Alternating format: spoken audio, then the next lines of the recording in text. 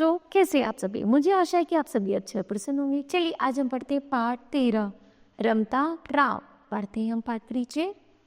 प्रस्तुत पाठ में लेखक ने अपनी एक यात्रा का वर्णन किया है। यात्राएं हमें नवीन अनुभव प्रदान करती है। इससे हमारे अंदर साहस, सहनशीलता व निर्णय लेने जैसे गुण विकसित होती हैं तथा हमें कोई ना कोई शिक्षा की प्राप्ति होती है। ठीक है, आइए कुछ करके सीखें। बाढ़ से होने वाली कोई 4 हानियां लिखिए। ठीक है, करते हैं इनकी शुरुआत। मुझे बचपन से नक्शे देखने का शौक है। इन नक्शों के सहारे दूर दुनिया की सैर का मजा लिया जा सकता है। यूं तो मैं वास्तविक जीवन में भी काफी घूमा भटका हूँ, पर इससे कभी तृप्ति नहीं हुई। हमेशा मन में यही रहा कि कहीं और चले, कोई नई जगह देखें। नक्शा से यह लाभ होता है कि मन के घोड़ों पर सवार होकर कहीं चले जाइए। कोई रोक नहीं, कोई अड़चन नहीं, कोई पूछने वाला नहीं। यह तो नक्शों में तरह तरह के रंगों से कुछ मदद मिलती है यह तय करने में कि कहाँ जाए। जिसे हरी भरी जगह देखनी हो, इन नक्शों की हरी भरी जगहों में घूमे। जिसे पहाड़ी प्रदेश घूमनी हो वह भूरे या पीले प्रदेशों में चला जाए, और जिसे एकदम अछूती अपरिचित प्रदेश में जाने का जोखिम पसंद हो वह बिल्कुल सफेद हिस्सों की ओर चल निकले। अनादिकाल बर्फीले मरु प्रदेशों में, जंगलों में, समुद्र द्वीपों में बचपन में एक नाम पढ़ा था, अमरकंटक। यह नाम इतना पसंद आया कि मैंने चुपके से कंबल और 2-4 कपड़ों का बंडल बना लिया कि अभी चल दूंगा वहां के लिए। अभी तक अमरकंटक नहीं देखा है और इस प्रकार उसका कांटा अभी तक सालता ही है। ऐसा ही एक और नाम था, तरंगवाणी। यूं नक्शे में उसका रूप विकृत होकर त्राकुंभार हो गया। तरंगों वाली बस्ती सागर के किनारे के गांव का यह नाम सुनकर क्या आपके मन में तरंग नहीं उठती कि जाकर देखे? कई नाम ऐसे भी होते हैं जिनका अर्थ समझ में नहीं आता, पर ध्वनि ही मोह लेती है, जैसे त्रुफ कुरगुंडी। नाम सुनकर लगता है मानो हिरणों का समूह चौकड़ी भरता जा रहा है।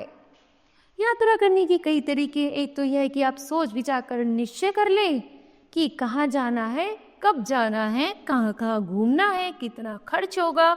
फिर उसी के अनुसार छुट्टी लीजिए, टिकट कटाइए और चल पड़िए। बल्कि तरीका तो यह एक है क्योंकि यह व्यवस्थित तरीका है।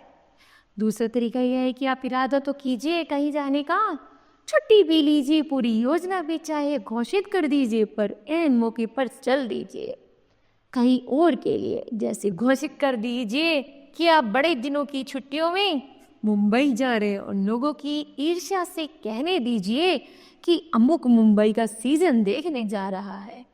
किंतु चुपके से पैक कर दीजिए गर्म कपड़े और जा निकलिए बर्फ के ढके श्रीनगर में।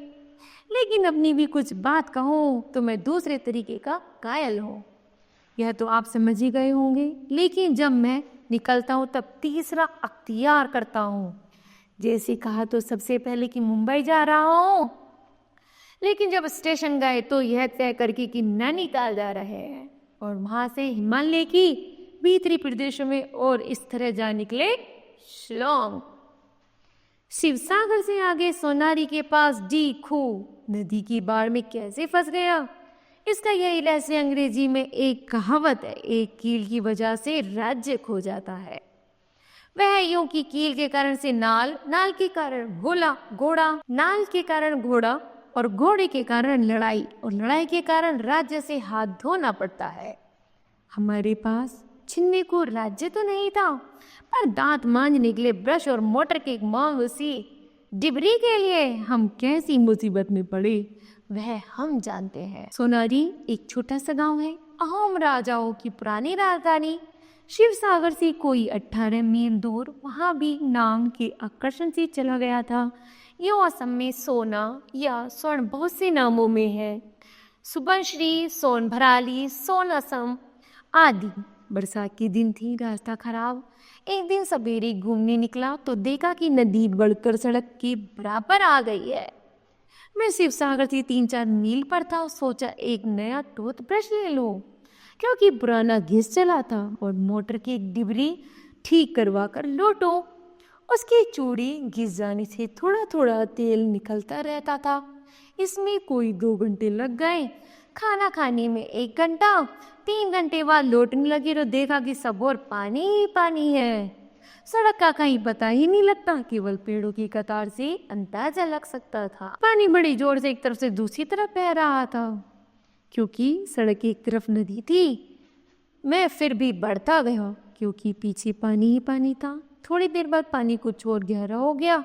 उसके धक्के से मोटर भी सड़क पर से हटकर किनारे की ओर जाने लगी। आगे कहीं कुछ दिखाई नहीं देता था। सड़क के दोनों ओर पेड़ थे।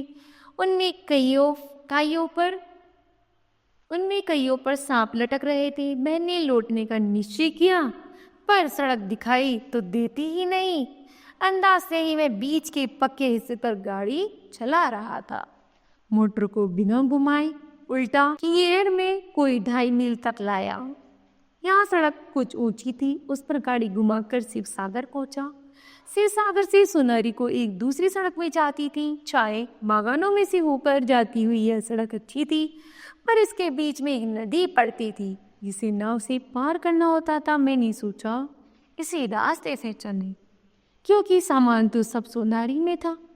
इस सड़क से नदी तक तो पहुंच गए, वह भी बड़ी मुश्किल से। नदी में नाव पर गाड़ी लाद भी ली थी और पार भी चले गए। यह भी नदी में बाढ़ आई हुई थी और बहते हुए टूटे छप्पर बता रहे थे कि नदी किसी गांव को लीलती हुई आई है। एक भैंस भी बहती हुई आई और पेड़ पौधों की तो गिनती क्या। उस पर नदी का कगार ऊंचा था। मोटर के लिए उतार बना हुआ था, लेकिन नाव के किनारे तक जो तख्त डाले गए थे वे ठीक नहीं थे। मोटर जब तख्ते पर आई तो नाव एक तरफ को झुकी तो फिसल गई। नाव दूर हट गई। मोटर नीचे गिरी, आधी फाइल में, आधी किनारे पर। मैं तो मोटर में जोर से ब्रेक दबाए बैठा था। उतरकर समझ नहीं सकता था। खैर आधा घंटा तक उस सर्वे की नैसैनी पर बैठे बैठे आसामियाँ हिंदी और बांग्ला की खिचड़ी में लोगों को बताता रहा कि क्या करे, तब मोटर ऊपर चढ़ाई जा सके। थोड़ा आगे ही ऊंची जगह गांव था। वहाँ मोटर रोककर चाय की तलाश की। वहीं सोनारी से आगे 2 साइकिल सवारों से पता चला कि वे कंधे तक पानी से निकल कर आए हैं। साइकिल कंधों पर उठाकर और मोटर तो कदापि नहीं ली जा सकते। इस तरह की भी निराशा थी। पानी अभी बढ़ रहा था, इसलिए फिर नाव पर मोटर चढ़ाकर उसी राह से नदी पार की। सबने मना किया, पर मैंने सिर पर बोझ सवार था और हठधर्मिता का अपना अनूठा रस होता है। रात शिव सागर पहुंचे। एक सज्जन ने ठहरने के लिए जगह दी। भोजन बिस्तर का प्रबंध भी हो गया। सवेरे सवेरे चलकर 128 किलोमीटर दूर डिब्रूगढ़ पहुंचे। वहां एक पैंट कमीज खरीदकर कपड़े बदले। रात के लिए कंबल खरीदा। मन ही मन अपने को कोसा कि ना नया दांत ब्रश लेने के लिए सोनारी से निकले होते, ना ही मुसीबत होती, क्योंकि इसकी ऐसी कोई तत्कालिक आवश्यकता तो थी नहीं। ना मोटर की डिबरी का मामला इतना जरूरी था। लेकिन उपाय क्या था। इस तरह 12 दिन और काटने पड़े, क्योंकि सोनारी के सब रास्ते बंद पड़े। बनते देखकर टोट कर देखा, सोनारी के डाक बंगले में भी पानी भर गया था। कपड़े सब सिलकर सड़ रहे थे। किताबें तो गल ही गई थी। बचा तो केवल स्नान घर में ऊंचे ताक पर रखा हुआ साबुन का डिब्बा और दांतों का ब्रश। तो बताओ बच्चों, आपने क्या सीखा। हमने सीखा यात्रा करना और साहसी बनना और सोच समझकर सही निर्णय लेना। ठीक है, तो मुझे आशा है यह पाठ आपको समझ आया होगा। धन्यवाद।